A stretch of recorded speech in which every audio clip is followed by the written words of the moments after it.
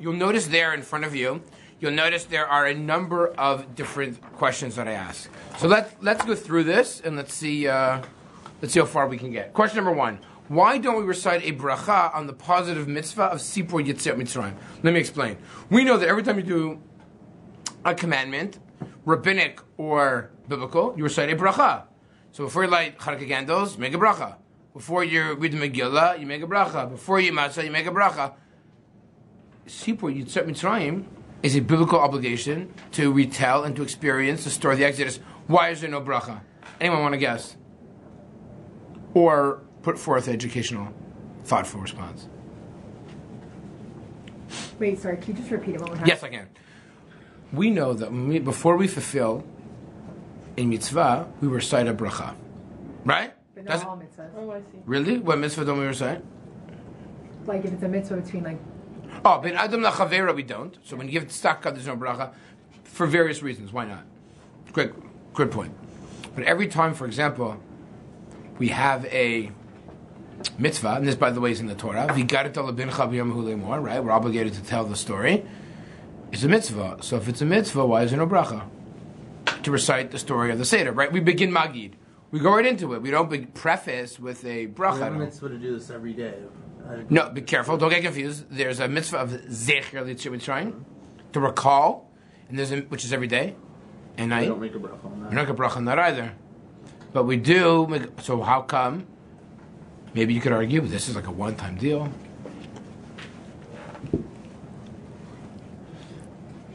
Make a bracha over learning Torah. That's studying. That's learning, right? Does that include? So there are those who want to argue that Sipur Yetziat Mitzrayim is just a facet of Talmud Torah, of learning. So it's just a facet, it doesn't require its own bracha. Good, what else? What else could it be?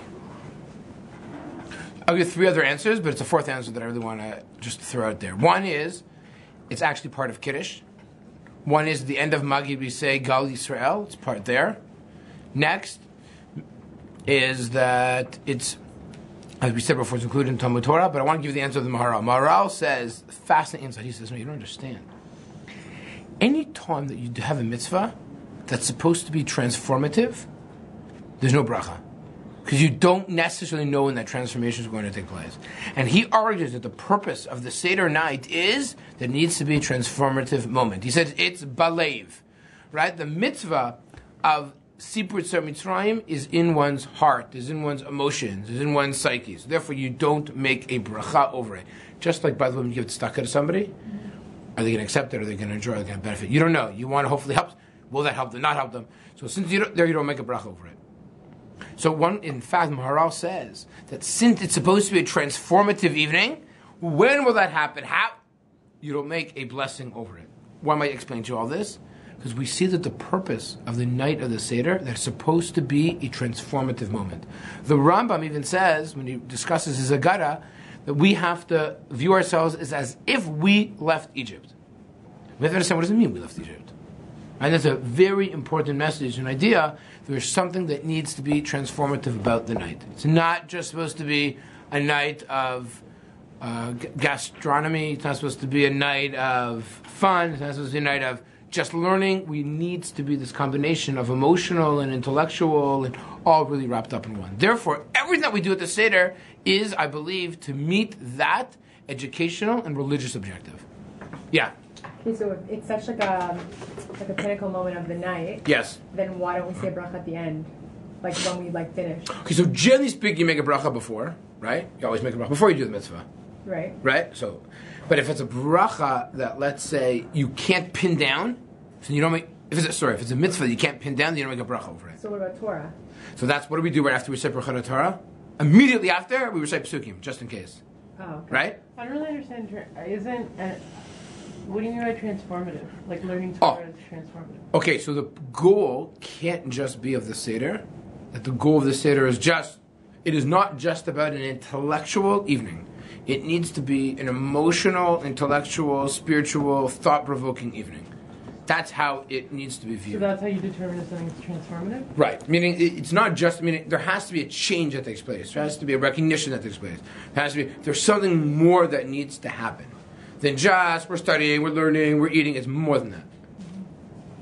It's more than that. Right, we touched on a little bit, right, at your house, Racheli, last week. Yeah, but 1 second. So 2 weeks then ago. how do you ensure that there is, meaning, let's say the questions at the Seder, is that like a security? Okay, that's a great question. That's a great question.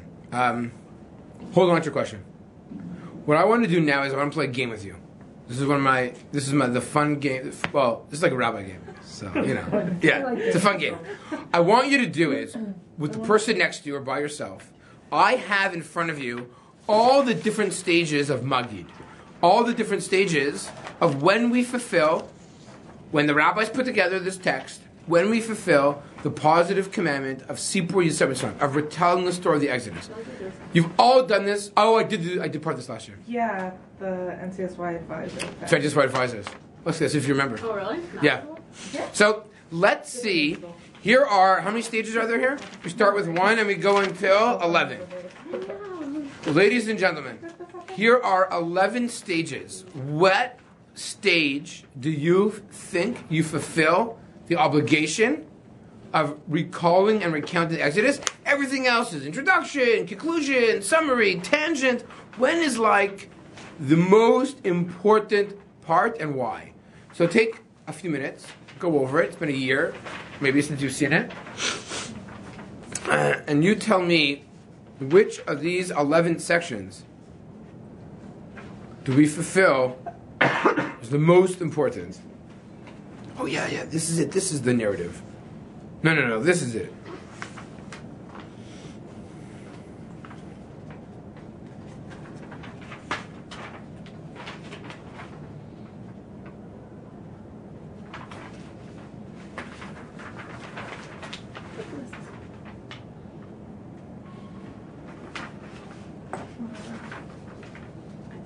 You have your answer? Yeah. You have your answer? Like everyone guessing a different one. Yeah, I think so. Everyone has their answer? David, take it away. Like after we all say it, you're just gonna like, well, what I was getting at is that they're all part of. What are you choosing? I mean, if I were to choose one, David, I'm a guy who takes a stand. No, not all the above. That's like, you know what I mean? Take a stand. 1 to 11. You've read it, you've seen it, none of this is new. 10. 10. Rabbi Gamliel. How many people are voting for 10? Raise your hand. We have 3 votes. Wow, okay. Anyone else? Don't be a follower. I can go for 7. You want to go for 7. Okay, we have 7. We have 10. We have 7. Do I hear anything else? I thought it was a lot sooner. Yeah, you want to say what? 3? You want to say 4? 4 was going to be my next answer, but 4 was your Even next 9. answer. Okay, I was going to say 1. you're gonna say 1. Okay, so here's what I want to do. you're probably Unique right. concept. What we're gonna do is, and this is why this is like what I consider a fun game, is we're gonna go through what exactly is the purpose of each section, and once we understand the purpose, we'll be able to realize, okay, this is what it's all about. But then, when we realize what it's all about, we're going to see a fascinating conclusion. Okay, ready? Here we go. 1. This is the bread of our affliction. Ooh, sounding good. There are forefathers in the land of Egypt. If you're hungry, let them in. If you're in need, come. This year we're here, next year. Is this it? Starts off good and then crashes. Yeah, but it's also like I think it's like bearing on us responsibility to like remember where we are and to like continue to act in a certain way. Okay, great. Here's my question. We're inviting people to our house. Isn't that beautiful? That's what it says there, right? And then we tell them that they're slaves. Not only tell them that we're slaves, but isn't this a little late? This is like at 10 o'clock at night, and when you're saying this, they're on your table. And not only that, but they've missed the first cup of wine, and karpas, and yachatz. That's pretty, like, pathetic. Oh, yeah, come join us. Good question, no? Why you invite me to the... So the truth really is, there's a lot I have to say about this, but I probably won't have time to get to it, so I'll just throw out a one-liner. The one-liner is, this was actually placed on bulletin boards across the city, really inviting people. Not true. They actually said this at the end of davening in the morning in the synagogue. That's so they got it out there, right? And then it kind of crept in the actual text itself. This was never really part of the original text of the Seder, according to some. Because it doesn't make sense. We're inviting people? No, right? Doesn't matter. I can invite people to the Seder now. They miss Kadesh or Chatz Karpas Yachatz. So others want to argue that there's another reason for it, and that is you invited the people to your house already. You have, John over there next to you. The guy doesn't even know how to hold the Haggadah properly, right? So he feels very uncomfortable. So if you tell him that the poor people are still outside, so perhaps he's thinking, oh, I'm invited because I'm friends with the family, I'm a neighbor, I'm not like a weird, poor guy, but rather I'm a friend of the family, that's why they invited me. Try to make him feel more comfortable at the actual table. But anyways, interesting ideas. Yeah? So are you not fulfilling the mitzvah if you only have your Seder with your family?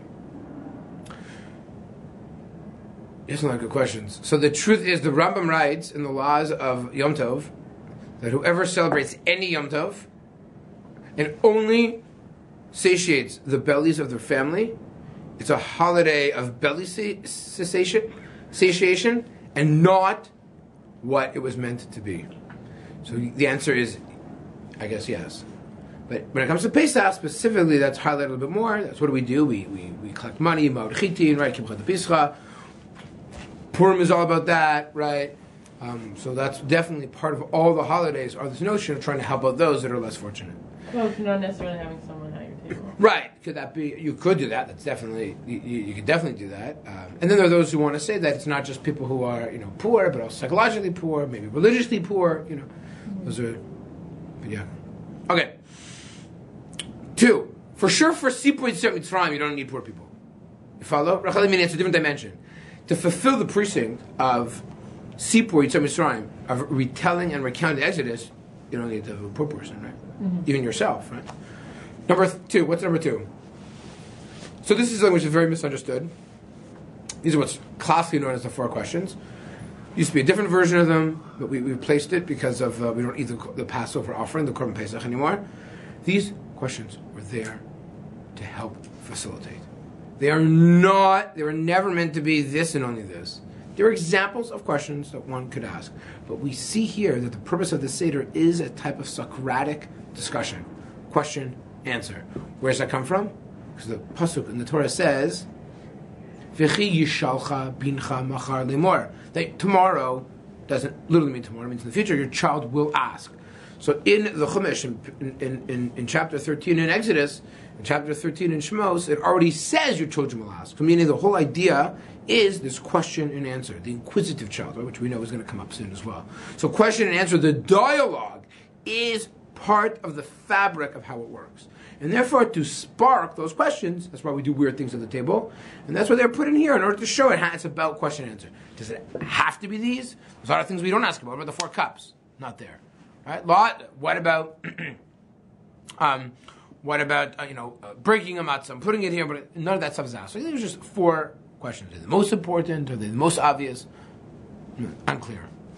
Okay, but that can't be. You don't fulfill it here, right? Number 3. How come none of you said number 3? Number 3 often gets a vote. Yeah, because it's a smaller crowd, right? Avadim hayinu starts off good. No, we were slaves. But read the English or read the Hebrew. What really is it highlighting? What really is it highlighting?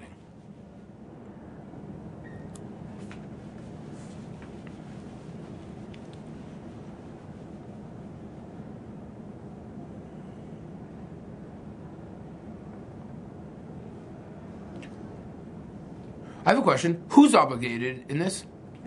Everybody. That's what's highlighting. You see? It says these specific rabbis' names, and they're from the tribe of Levi. Oh, hold on. Good. Hold on. Good point. Hold on. Did I know what you want to say? Because you're a Levi. The question is, we have this obligation. Who's obligated? Answer. What does the text say? Even if we're wise, even if the Torah. And what's the proof? Even these great rabbis who knew everything, they still were obligated in it. So how much more am I obligated in it? You follow? So what it wants, this is setting up. It's setting up the question of who is obligated. Answer, everybody. Proof, even these rabbis. Now, what do you want to say? I was just going to say, you mentioned these specific rabbis, and you may... Why those 5? When no one else stayed up all night? Why those 5? And there were probably more rabbis at the Seder. Of course. Good. What's the answer? Because Kohanim and Excellent. From the tribe of Levi were not actually slaves in Egypt. And converts, right? Converts. Oh. Yeah, I'm not sure. The converts. Okay, these 5 rabbis were listed Because none of them were actually slaves. Because they should be the exception to the rule. Because they were... So they shouldn't have to... Right. Because Levine were not, like anyone from the tribe of Levi was not a slave. According to Chazal, the Levium and Kohanim were not slaves. Unlike the Prince of Egypt, which showed Aaron being Right. And not only that, but even if they were converts, their ancestors weren't slaves either. So meaning the text is saying that even those people whose ancestors weren't slaves are still obligated. Why? Because it's not about that you were slaves. It's about, as we discussed a few weeks ago, it's about the future. It's about, as we'll see in a minute, that God redeemed us, but more importantly, this night is about that God will redeem us in the future. Therefore, I wasn't a slave in the past, but it's irrelevant. It's about tomorrow. Where do you see And who split the It's one of the rabbis. numbers? Me. Okay, this Yeah. is like I Yeah. think that could be a complete. No, it's not, because it's not. proving proving everyone's obligated. Which one's the convert? You could look at them separately though. Like,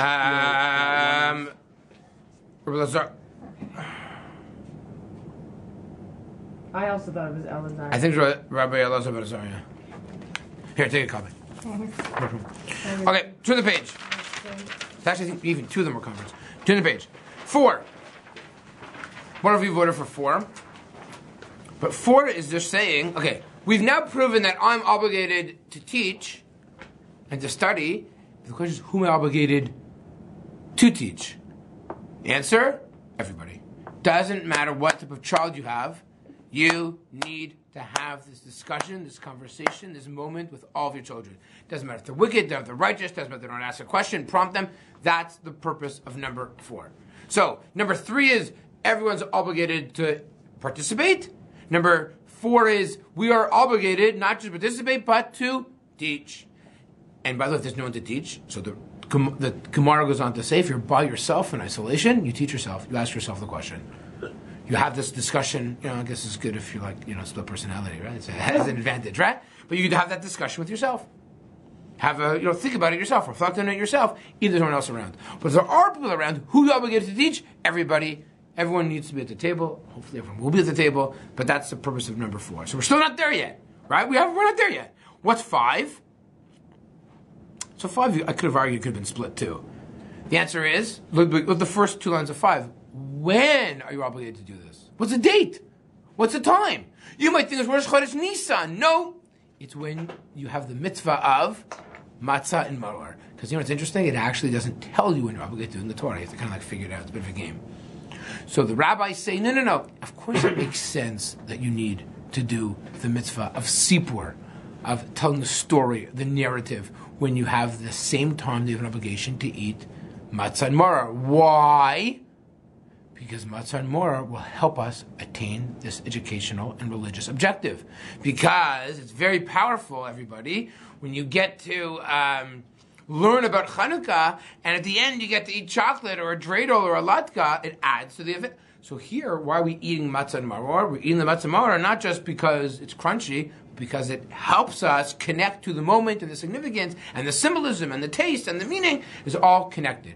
So not just to have the narrative exist over here, obligation to eat over there, but the rabbis realize they must be connected. Therefore reaches a conclusion, when are we obligated to do it? We know who, we know to whom, and now we have a date. That's all part of the introduction, right? Our introduction. Go to number 6. What is V'hi Sha'amda? The English is, this is what has stood for our fathers and us. What is this? What's this? For the Torah? What? Isn't it supposed to be The Brit. Very good. How'd you know that? Very good. V'hi Sha'amda is the Brit, the covenant between God and the Jewish people. That is eternal. Right? No matter what they try to do to us, God saves us. It is not just a one-time event that happened in the past. It is not just 4 times in the past. But it is also about the future. Because would you celebrate even Passover in Auschwitz? And the answer is yes. Because it's not about the fact that I'm enslaved and I'm in Auschwitz today, but it's about that tomorrow. How do I know that God will redeem us tomorrow? How do we know that we'll get out of this situation? Because of what happened in the past. It happened to our forefathers. We were in difficult situations yesterday. We were brought out of them. We had a better future. I keep that with me for tomorrow as well. That's what 6 is saying. So then what is 7? It's so long. And guess what? Bum, ba-da-dum, bum, bum. 7 is where the rabbis felt you fulfill the positive mitzvah of the narrative of the Exodus. I'll come back to it though. So we'll come back to it. 8. 8 is just great for accountants. They want to basically increase the number of plagues that hit Egypt. And there's a number of reasons why they want to do that. One of the main reasons is because the Torah says whatever plague that he attacked Egypt with, he won't hit the Jews with. And therefore, we want to say that all those things happened to them, hopefully what happened to us. Not only that, but it also shows God's benevolence and God's majesty if there are more plagues that take place. 9 is the famous Dayenu, which, by the way, is kind of repeated twice. 5 times I want to actually come back to Dayenu just at the end. Remind me. And then number 10. Number 10 always gets votes. Always gets votes. The question is, what's it doing there? What is Rabbi Gamliel adding to the equation? Rabbi Gamliel says, whoever doesn't say Pesach Matzah Maror, you didn't fulfill your mitzvah. My question is, ladies and gentlemen, what mitzvah? Hear my question? Look at Rabbi Gamliel. Rabbi Gamliel should say, whoever does not discuss the following 3 things on Passover has not fulfilled his duty. What duty? To tell the story. Ah, very good. Excellent. Isn't that amazing? If I eat matzah, I fulfill the mitzvah of eating matzah. But says Rabbi Gamliel, yeah, but if you eat matzah and you don't understand why you're eating matzah, you don't fulfill the mitzvah of the story. Meaning, it's so integral. What Rabbi Gamliel is doing? He's raising the ante. He's adding to our basic obligation.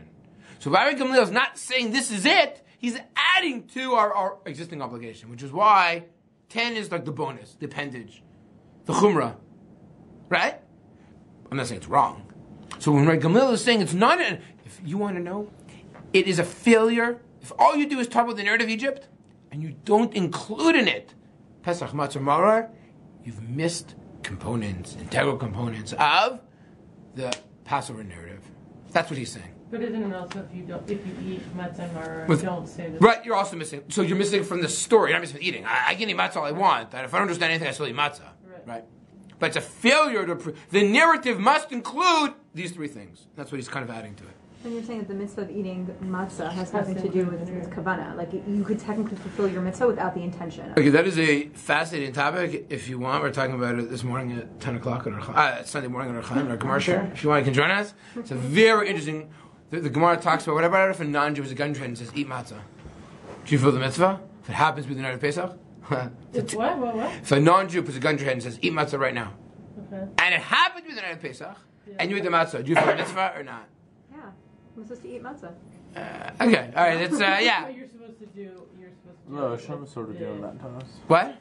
Hashem's sort of doing that to us. Eat matzah. Right, the question is, do you have to, okay, do you need kavanah, not need kavanah? It's a whole, I don't want to, it's, I mean, do you have to have intent to fill mitzvah or not? Meaning, if you're walking down the street and you hear a shofar, and happy Rosh Hashanah, do you not fulfill your mitzvah? Right? Okay, that's a little more complicated, so I want to deal with it, but great question. Number 11. Number 11 is actually what we refer to as Hallel HaMitzri. It's the first part of Hallel, which essentially is the Hallel of the past, of the God took us out. The truth is, there's references to the future in there as well, but it's not clearly not talking very much about the Sipur Yitziat Mitzrayim. We end with a bracha and we drink the second cup of wine. Okay, I want to go back to 2 things. Number 1, number 7, and then I want to touch on number 9, and then we're done. 7. What the heck is number 7? It is so long. How is that the mitzvah? So let me explain to you what we're doing. Let's understand a little bit better. We are doing the following. We are taking 3 verses from Deuteronomy, from Dvarim, which are the same verses that are actually said by a farmer when he brings Bikurim, his first fruits. So farmer Ruvain brings pomegranates to Jerusalem. He must bring them, and when he brings his pomegranates and gives it to the Kohen, he recites 3 verses. The verses that he recites are the text of number 7, plus a rabbinic commentary on it. You follow? That's really important. So again, we're taking the farmer. The farmer says when he brings his first fruits, it's the beginning of Kitavo. And what does he say? He says, Ubala Kohen goes to Kohen, and he says, remember, he's holding his basket of fruits. And what does he say? Arami Ovei Ravi. My father was a wandering Armenian. I went down to Egypt, few in number, then we became a great nation. The Egyptians tortured us, suffered us, gave us hard work. We cried to God. God heard our suffering, saw our affliction, took us out with a strong hand, mighty hand, wonders, miracles, signs. Those 3 verses are expounded and explained and detailed in number 7. The most obvious question is, that's weird. Why didn't the rabbis just say, read the story live? You know, it's always better to read it live. Why don't we just read all the verses, way back at the beginning of the Torah in Shemot, read the plagues live. Read Shemot, Va'era, Bo, B'Shalach. Read the actual live account of what happened. Why are we reading verses that are said by a farmer who happens to summarize 2 lines of Jewish history? You follow? Why are we choosing a 2 lines of... And also, why are we adding the rabbinic interpretation? Why are we adding the Divrei Chazal on these words? Just read Chumash. Read the Torah.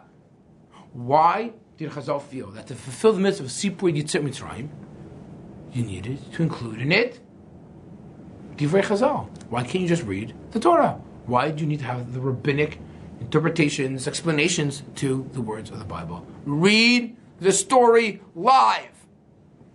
Question number 2, which was really question number 1, why are we reading the verses from a farmer? So question 1 is, why the farmer's words? Because they're shorter. And 2, why with the farmer words, when we just read the words, why is that we also include in it Divrei Chazal, the rabbinic interpretation and commentaries on these verses? What do you think? Good questions? Good questions. I think they're good questions.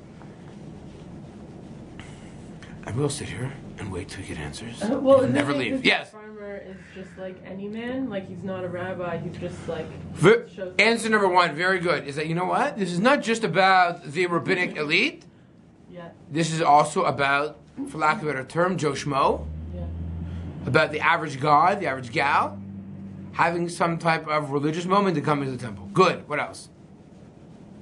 Yes. That's the connection to the Seder, because the Seder is not just for rabbis, it's meant for educating everybody, educating yourself, so... Okay, good, wonderful. So, okay, and if I read verses from Bo, it's about rabbis? Are you saying that we're highlighting the non-rabbi? We're highlighting the farmer. I get it. Good. What else? What's going through this farmer's mind? That he worked really hard, and now he's giving of like the first of it. So. Okay. Oh, imagine the farmer, right? The guy has been fishing for 6 months, right? He has no... All of a sudden, his first pomegranate, he can't even keep it. He has to bring it to the temple. Now, what's his emotion at this point in time? Is he happy? Is he sad? Is he joyful? What's his emotion? He's bringing his potentially some resentment. Oh man, I gotta give up my first. But on the other hand, Pride. Good. Why? Look at that. No, I'll tell you what. If you actually, the Mishnayot in Bikurim talk about how when the farmers would arrive, the city would stop and cheer them and escort them in. Because they recognized how hard it was. You come from the Galil, and you have a field, and you have a pomegranate. And what you need to do is, when it begins to blossom, is tie a string on it. So that eventually, 3 months later, when it actually grows, you'll cut it off, and you'll bring it, you have to make sure it's the right one. And now you're showing up with their basket full of fruit, which is a pain. But that's why they went over the top, and they escorted them in, and they gave them like golden wreaths, and they applauded them, and they... So there's I think perhaps it might begin with a sense of resentment, but the goal is to have it transform into a sense of pride. And Thanksgiving. At the end of the day, I have a harvest, right? You don't have no harvest. In order to have a harvest, you gotta have the first one, right? Right? So the fact that I even have a crop, even I have bounty, I have to be very thankful for it. But there's another powerful message about this farmer. The message of the farmer is, my hard work paid off. What I did 6 months ago, planted the seed, I didn't know what was going to happen. Now it's coming to fruition. Part of the pun, but it's true. Right? I think that sense of gratitude and pride is how we need to relate to. Meaning, why are they choosing the farmer? Because the farmer's a regular guy. And every one of us can relate to those emotional experiences that he's feeling. Pride, slight resentment, happiness, joy, right? That's, I think, number one. The emphasis is on those emotions and the celebratory nature and the thanksgiving of the farm. What else? Says Rav Soloveitchik, this is brilliant. He says, you don't understand. You can't read the story live. Why not? Because it lacks appreciation. You know, when you're in the moment, you don't appreciate it. You're in the moment. Sometimes it takes... Remember, this farmer who's showing up, he was never a slave in Egypt. Right? Chances are, if you're a farmer and you're bringing your first fruits, you're born in the promised land. And what you're doing is you're telling about what happened to your parents and your grandparents' narrative. That's what we do at the Seder. We're none of us are slaves in Egypt. We're telling the story of our parents and our grandparents and their parents. The farmer has a greater appreciation for history and for the past. You can't read the story live. You don't have that appreciation. The scope, the magnitude. The farmer says, I see the pain and the suffering of Egypt, and now I actually have a pomegranate. I actually have fruit. I actually have... Can you believe the Jewish nation? Can you believe what we've accomplished? Go take a look at Israel, the way it's flowering and blossoming now. I think it's the same idea. And the last... Yeah. No, I have a question, but I'll wait. Okay, two more things, and then we'll take a question. The next thing is, said Rav Soloveitchik, you can't just fulfill the mitzvah with reading from the Torah. You must have divrei chazal. Why? Because said Rav Soloveitchik, you read the words of the rabbis that shows the Masorah, that shows the tradition. It's Torah Sheba'al Peh. And that's the purpose of the Seder, is transmission. Parent to child, child to parent. So just by reading the Torah, you don't have that same transmission. Torah Shebachtav. It's a written Torah. You need to have an oral Torah dimension of divrei chazal as part of it, because the oral Torah is the transmission and the vitality of the Jewish people. And that's one of the motifs of the Seder, is you will tell your children you're going to have a discussion. You don't have a set text for a discussion. Right? You need to have a live text. And the Torah is a set text. This is a Torah, take it or leave it.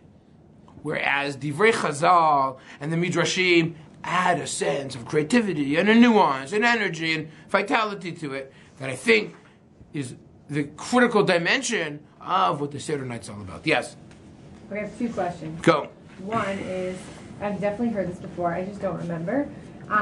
For number 4, it says Baruch HaMakom. Mm-hmm. So, like, why does it use that language? Because I know they use it for death, like... Yes.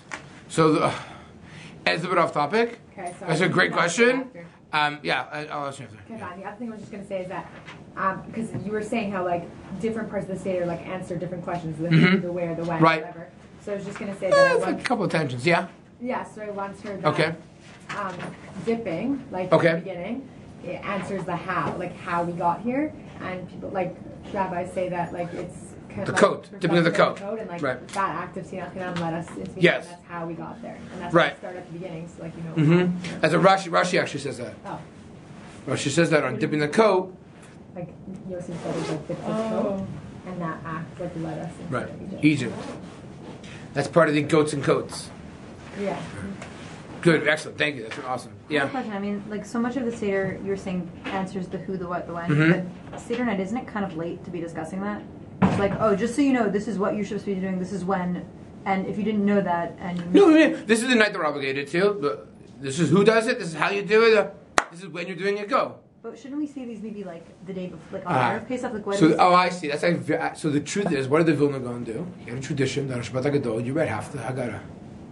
That's why. Yeah, maybe. Yeah, makes a lot of sense, right? To get prepared, you know what you're doing. But you're right. Just seems a little bit like right? late. By the way, in fact, what's interesting is that specifically by Pesach, there's an obligation that 30 days before the holiday, you begin to inquire and to study about the holiday. Does this apply to every holiday? Is unclear. It for sure applies to Pesach. Shloshim yom kodem achag, sholim v'doshim b'chot achag. Now, specifically 30 days before Pesach, you begin to, because Pesach is so much more complex than any other holiday. Even Sukkot, which has a lot of different dimensions to it, you know what I mean? It pales in comparison to Pesach, which you just see around the homes, right? How much more work and how much more complicated Pesach is, right? Than even Sukkot. And Sukkot's also pretty complicated.